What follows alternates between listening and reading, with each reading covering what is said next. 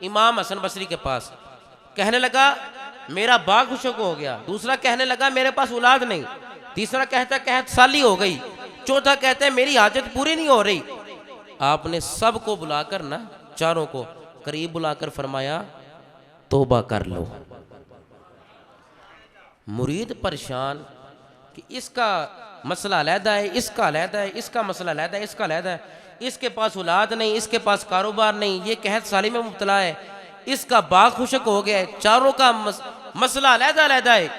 حضور آپ نے ایک ہی مسئلہ بیان کر دیا، حل ایک ہی بتا دیا، باغ خشک ہے تو اس کو بھی توبہ کا، اولاد نہیں اس کو بھی توبہ کا، فلاں فلاں کو آپ نے توبہ ہی کہہ دیا ہے۔ فرمایا میں نے پاس سے تو نہیں کہا،